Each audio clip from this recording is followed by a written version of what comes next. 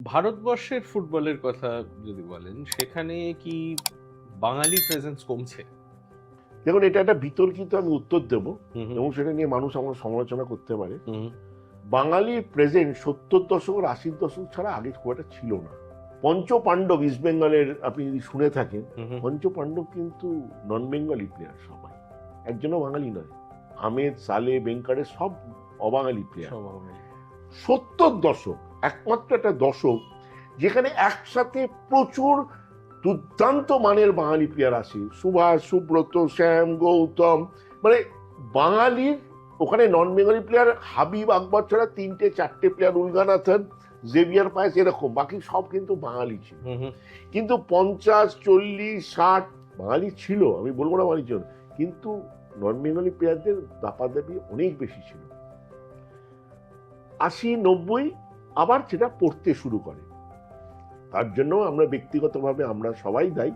আমরা প্লেয়ার এখন খুঁজি না, প্লেয়ার কিনি। কিন্তু মোহনবাগান ইস্টবেঙ্গল কোনোদিনই প্লেয়ার তৈরি করতো না। আগে প্লেয়ার তৈরি করতো খিদিরপুর, তালতলা, এরকম ছোট ছোট ক্লাব। অচ্যুত ব্যানার্জি বলে একজন কোচ ছিল, আপনি নাম শুনেছেন কিনা জানি না। অচ্যুত ব্যানার্জি সে খিদিরপুরের কোচ ছিল। তার কোনো কাজ ছিল না, তার কাজ ছিল সে দূরে দূরে দূরে দূরে গ্রামে গঞ্জে গিয়ে বসে বসে খেলা দেখতো, তাই কেউ চিনতও না। সেখান থেকে এই প্রসূন সব কিন্তু অচ্যুতদার তৈরি করা। উনি এই প্লেয়ার তৈরি করতেন, তারপরে মোহনবাগান ইস্টবেঙ্গল সেই প্লেয়ারগুলোকে নিত। ঠিক আছে, এই ধরনের মানুষ আজকে কিন্তু আমাদের এই যে প্রাক্তন প্লেয়াররা অনেক কথা বলে, ওটা লোক স্পটার হয়, কিন্তু তারা স্পটার হবে না, তাদের দোষ দিচ্ছি না আমি। ক্লাবগুলোকে তাদের স্পটার হিসেবে রাখতে হবে, প্রফেশনালি রাখতে হবে। যে তোমার কাজ হচ্ছে তুমি এই জোনটা তুমি দেখবে, তুমি মানে 2-3 জনের একটা টিম বানিয়ে দেওয়া, তোমরা যাবে, তোমাদের যাতায়াতের খরচা, মাসিক মাইনে সব ক্লাব দেবে, তোমাকে আমাকে ওখান থেকে প্লেয়ার বেছে নিয়ে আসতে হবে।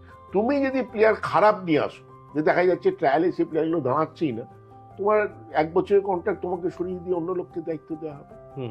এইভাবে স্পটার আমাদের এখন প্রফেশনালি স্পটার রাখতে হবে, এছাড়া কিন্তু প্লেয়ার উঠবে না, বাঙালিও উঠবে না।